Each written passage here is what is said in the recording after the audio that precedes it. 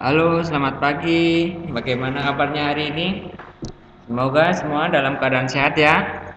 Ya, pada pagi hari ini kita sudah masuk ke materi tema 2, yaitu menyayangi tumbuhan dan hewan. Subtema 1, pembelajaran 1 dan 2. Kita mulai dengan berdoa dulu ya. Ya, kalau sudah berdoa, kita mulai masuk ke materi. Apakah kamu suka membaca dongeng? Tahukah kamu apa dongeng itu?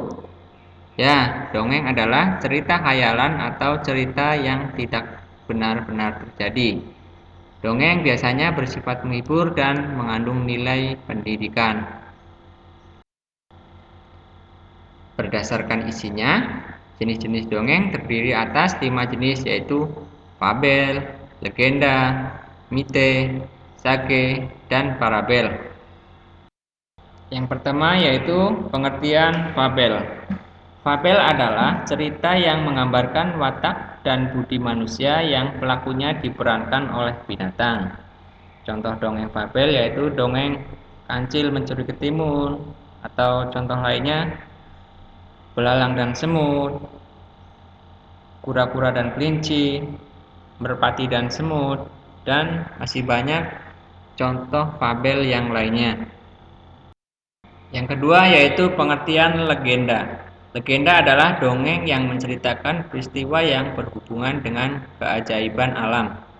Biasanya berisi tentang kejadian suatu tempat. Contoh dongeng legenda yaitu terjadinya Danau Toba, terus yang lainnya Sang Kuryang, Roro Jonggrang, Malin Kundang, dan contoh-contoh lainnya masih banyak juga. Yang ketiga yaitu pengertian mite. Mite adalah dongeng yang menceritakan tentang dewa-dewa dan makhluk halus. Isi ceritanya tentang kepercayaan animisme.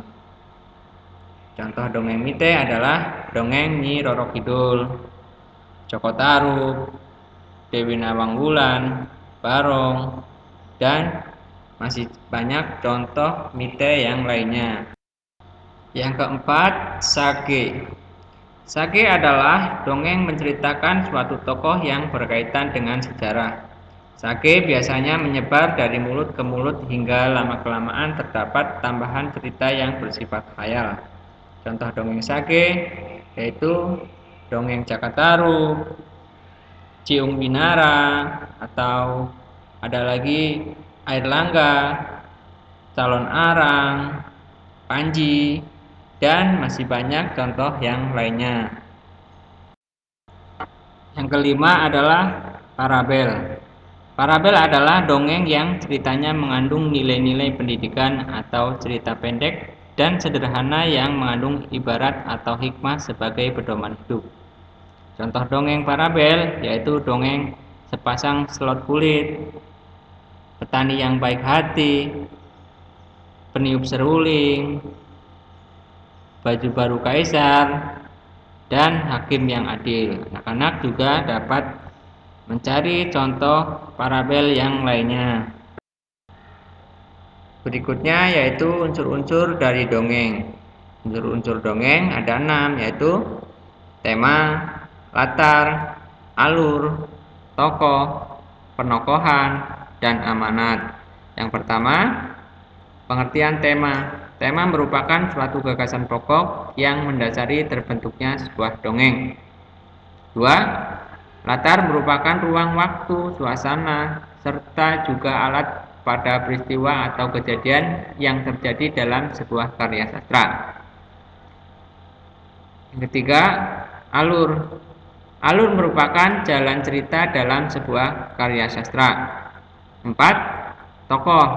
Tokoh merupakan pelaku dalam sebuah cerita. 5. Penokohan. Penokohan watak atau karakter tokoh. Penokohan merupakan watak, sifat, sikap, kondisi fisik, serta juga karakter yang dimiliki oleh tokoh dalam sebuah cerita. Yang keenam, amanat. Amanat merupakan sebuah pesan yang ingin disampaikan seorang penulis atau juga pengarang cerita kepada pembaca. Setelah anak-anak mengetahui tentang pengertian dongeng, jenis-jenis dongeng, dan unsur-unsur dongeng, sekarang simaklah dongeng yang akan dibacakan oleh Bapak. Judul dongengnya yaitu Pengembara dan Sebuah Pohon. Dua orang pengembara berjalan di sepanjang jalan yang berdebu dan tandus di hari yang sangat panas.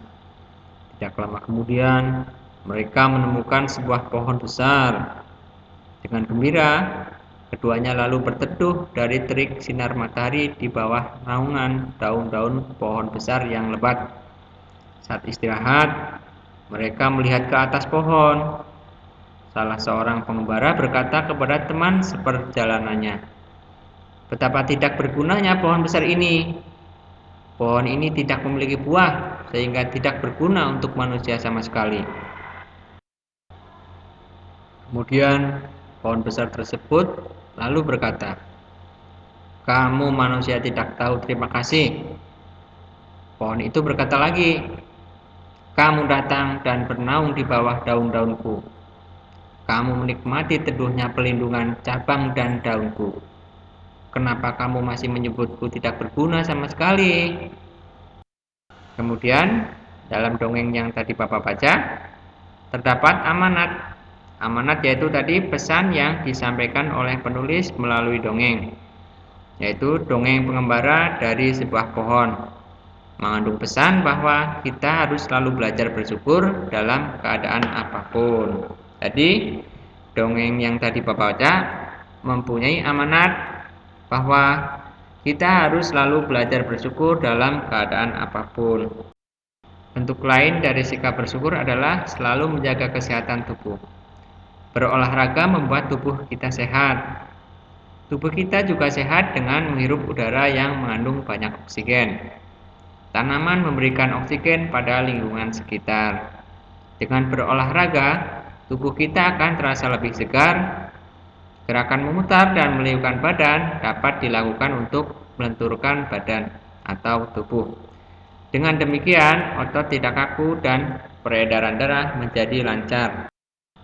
Berikutnya kita masuk ke materi matematika, yaitu sifat komutatif atau pertukaran. Sifat komutatif adalah sifat operasi hitung terhadap dua bilangan yang memenuhi pertukaran letak antara bilangan sehingga menghasilkan hasil yang sama. Kemudian Bapak mempunyai soal cerita yang berhubungan dengan sifat komutatif. Rasti membeli sebuah apel di pasar. Rasti mengambil satu buah kantung plastik dan memasukkan buah apel sebanyak 24 buah. Lalu Rasti mengambil satu lagi kantung plastik yang kedua dan memasukkan buah apel sebanyak 12 buah. Dari soal cerita yang tadi Bapak baca, anak-anak dapat menggambarkan atau ditulis seperti ini, 24 ditambah 14. Lalu Rasti menghitung semua buah apel tersebut. Ditulis 24 ditambah 14 sama dengan 38. Atau kita rubah ke sifat komutatif. Jadi soalnya berubah menjadi 14 ditambah 24 dan hasilnya pun sama 38. Ternyata jumlahnya sama ya, yaitu 38 apel. Atau dapat kita tulis 24 ditambah 14 sama dengan 38.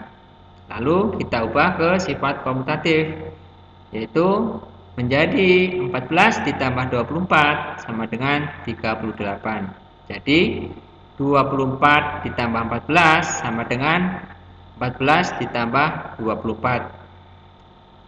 Kita juga bisa coba pada penjumlahan yang lain, yaitu 120 ditambah 930 sama dengan 1050. Lalu kita rubah ke sifat komutatif menjadi 930 ditambah 120 sama dengan 1050. Jadi 120 ditambah 930 hasilnya sama dengan 930 ditambah 120. Pernahkah kalian melihat pohon cemara? Ya, cemara memiliki banyak manfaat bagi manusia. Salah satunya kayu cemara digunakan untuk membuat perabot rumah tangga. Di sini ada sebuah lagu yang menceritakan tentang cemara. Mari kita menyanyikan lagu cemara tersebut. Sekarang, anak-anak, dengarkan lagunya ya. Kalau sudah bisa menyanyikan, boleh nyanyikan bersama-sama.